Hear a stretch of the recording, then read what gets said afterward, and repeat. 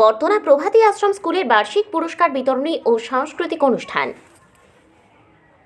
বার্ষিক পুরস্কার বিতরণী ও সাংস্কৃতিক অনুষ্ঠান আয়োজিত হয় মঙ্গলবার সন্ধ্যায় পূর্ব মেদিনীপুর জেলার এগরা 1 ব্লকের বড়িদা গ্রাম পঞ্চায়েতের বর্তনা প্রভাতী আশ্রম স্কুলের এই সাংস্কৃতিক অনুষ্ঠান হয়েছে।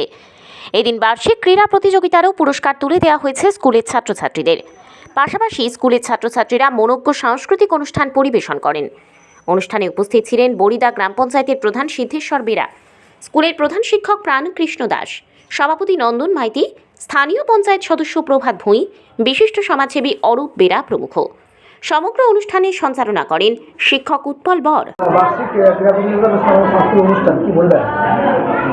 প্রতি বছরের মতো এবছর 2025 শিক্ষাবর্ষে আমাদের যে ক্রীড়া প্রতিযোগিতা এবং সাংস্কৃতিক প্রতিযোগিতা হয়েছিল তার পুরস্কার বিতরণী, সেই সঙ্গে ছাত্রছাত্রীদের দ্বারা পরিবেশিত মনোজ্ঞ সাংস্কৃতিক অনুষ্ঠান।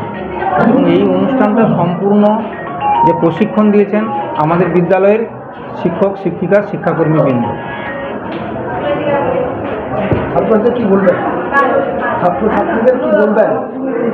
ছাত্রছাত্রীদের বলছি একটা কথা, অনুষ্ঠানের আগে বলেছি, শিক্ষার সঙ্গে সংস্কৃতির মেলবন্ধন না ঘটলে প্রকৃত মানুষ হওয়া যায় না। শিক্ষা সংস্কৃতি ওতপ্রোতভাবে জড়িত।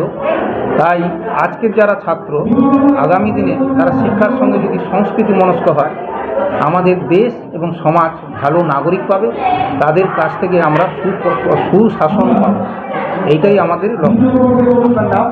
আমার নাম Shri Prankrishna Das, designation? MSc BA, প্রধান শিক্ষক। Bureau report, DN update.